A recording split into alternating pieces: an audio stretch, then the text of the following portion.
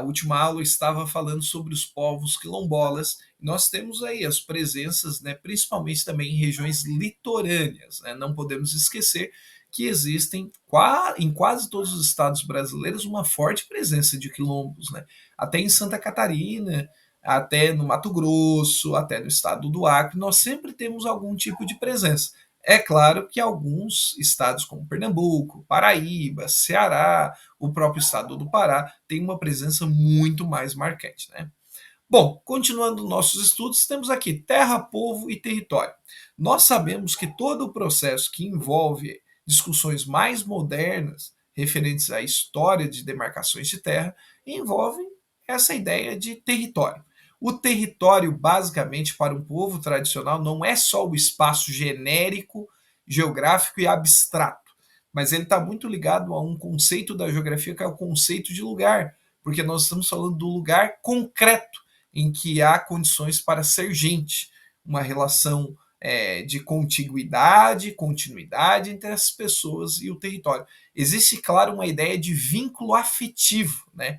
Então, as comunidades também estão ali preparadas para fazer o manejo dessas terras, ou seja, observar, desenvolvê-la, trabalhar com ela, né? E por assim em diante. Bom, nós temos o seguinte, né, pessoal? Nós também temos algumas etapas para a demarcação de terra. E não é tão simples assim. Nós temos 7 etapas. Os estudos de identificação, normalmente desenvolvidos por universidades, já que esses povos não têm dinheiro, né, para buscar esse tipo de estudo tão complexo. Então, os próprios governos estaduais, o governo federal, os municípios, as universidades, esses atores hegemônicos é que buscam identificar e demarcar as terras.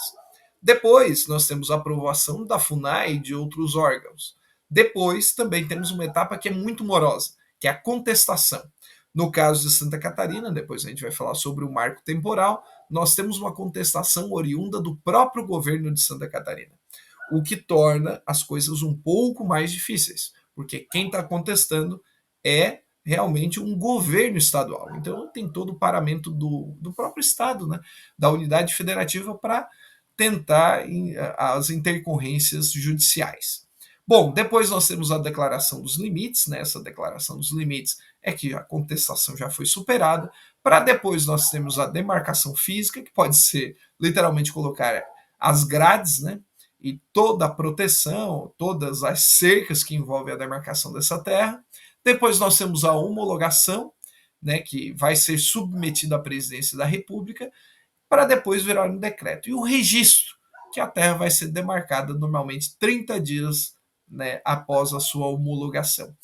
Parece, contando aqui nesse vídeo, que é um processo muito simples, mas não é não. É um processo muito moroso e a gente vê que isso ocasionou, inclusive, uma grande guerra, né, às internas no Brasil. Só para vocês terem uma noção, né, como eu já havia dito anteriormente, no caso dos quilombolas, basicamente só 7% das terras que os quilombolas estão habitando são definitivamente regularizadas. É um grande desafio. E também, para encerrarmos o debate, nós temos um marco temporal, que é uma tese jurídica que basicamente defende uma alteração na política de demarcação. Segundo essa tese, né, essa terra só pode ser reivindicada pelo povo indígena se ele estivesse ocupando no momento da promulgação da Constituição de 88. Ou seja, o indígena ocupou depois, mesmo assim já tem um laço, se não está anteriormente ao processo da Constituição, não conseguiria. É uma tese jurídica. Basicamente, em resumo, né, é uma nova política de remarcação. As terras já ocupadas por esses povos teriam que ser anteriores ao dia 5 de outubro de 88. Se entende, né, que a tese tiraria uma insegurança jurídica ao Brasil, né, e normalmente acabaria ocasionando muitos conflitos de terras, sendo conflitos que já foram pacificados, poderiam retornar. E essa tese ganhou muita força por conta do governo de Santa Catarina, né, contra o Xocleng, por uma terra que faz parte da terra indígena Ibirama-Laclânio, que teve até um probleminha envolvendo agora as enchentes e cheias de Santa Catarina.